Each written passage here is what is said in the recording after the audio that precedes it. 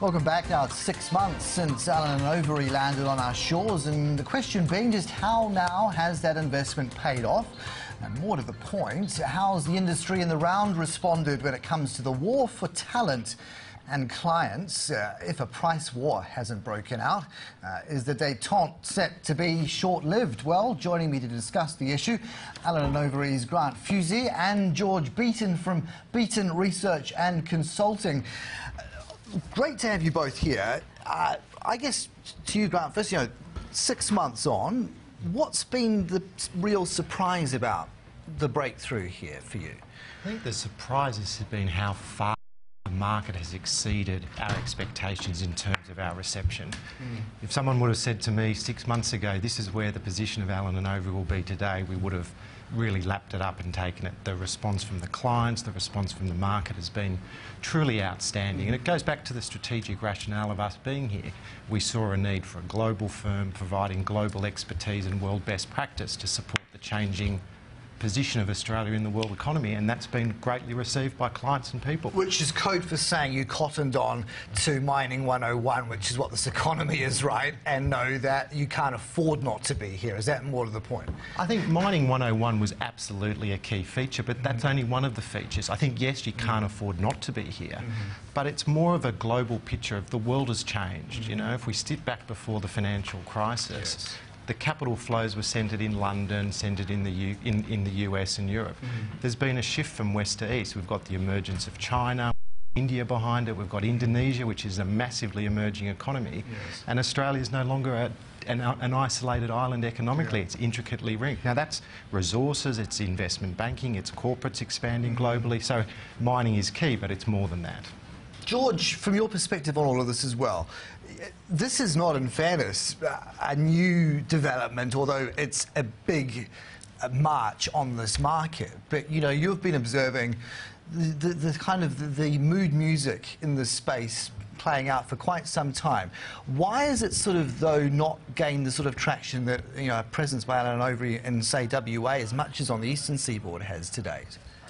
The reason is that, like many industry evolutionary moves, they creep up on most players.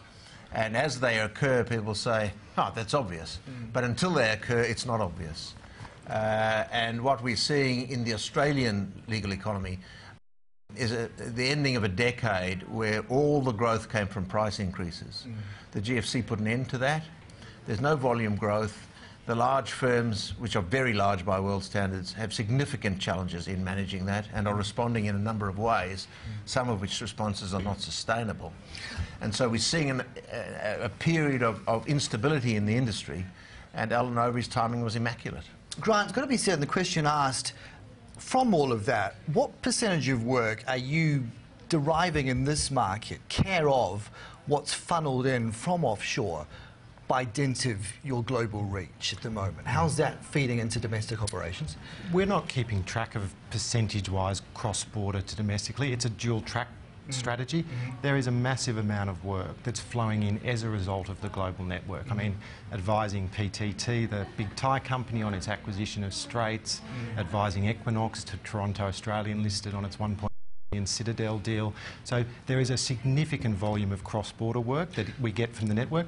That is coupled with doing market-leading transactions domestically. At what point will you get a steer to be able to say to the global pool of partners, this has been our competitive advantage after, if not 6, then 12 months of being I can say that right now. I mean, we have a unique strategic competitive advantage. We are the only firm in Australia that can service inbound global cross-border needs, service the growing demand from Australian entities looking to go offshore and cross-border. Significant is code for what? I mean, if we're talking cold, hard dollars and cents, to make it fire, because it's an equity arrangement across the partnership that's unlike many others. We've just seen Northern Rose go down this path, but not take the equity approach. So you'd have to have done your metrics and said, right, this will deliver us, what, another 20% ROI or what?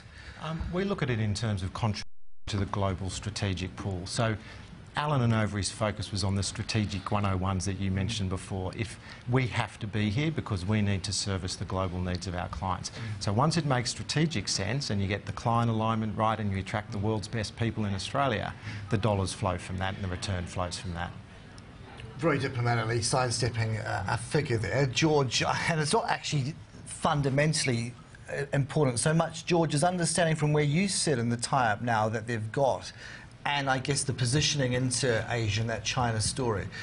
What's going to really cement a presence in mainland China? It seems that we get so far, we say, well, this is the bridgehead position in Australia, and then maybe Hong Kong as well, which is understood. But what about getting into the mainland? It's going to be the capacity, which will come not from within Australia, in my view, of doing business with the PRC state-owned enterprises, being part of China, being seen to be part of China, and whether that means links with Chinese firms like a King & Wood, or whether it means being there long enough to be accepted as an integral part with the evolution that's occurring in the Chinese social and economic space will take time. Is there enough work in this market, to put it bluntly, for everyone? That is to say, you're all going after the same thing. Some of the second-tier players are going to have to play a different game, or not? There's not. The market is static. It's not growing at best at the rate of the GDP. There's no more price increase in this market. All right. And look, to that end, what's plan B? If China goes off the rails, for whatever reason, what's the strategy in this market for Allen & Overy plan B?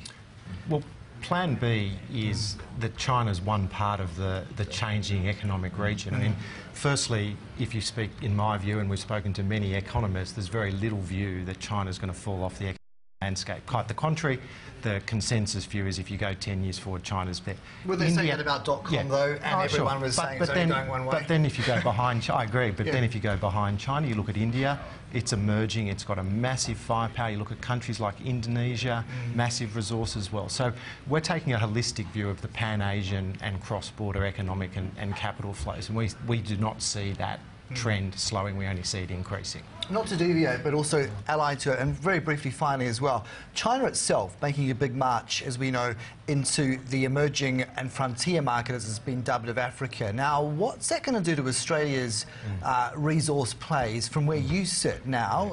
What sort of strategy do they have to undertake? Well, I think what we're seeing is not only is Australia that changing economic frontier, if you look at South America and Canada and the resources boom in Brazil, in Ecuador, there is a massive growth and opportunity that's going to align itself on that side of the world as well. See them as complementary, not conflicting. 5 years' time, what will we be seeing in this market landscape? Far more globalised, a radically restructured middle market of law firms. Those players are already in place, and fewer large Australian firms performing the way they are now. George Beaton from Beaton Consulting, appreciate it. Thank you so much. And of course, Grant Fusey from Allen & Overy. Thanks, Carsten. Appreciate your insights. That really is the show. It's all online in the fullness of time. Do go to the links there and avail yourself of that review. For now, that's all we have time for, and I'll see you next week.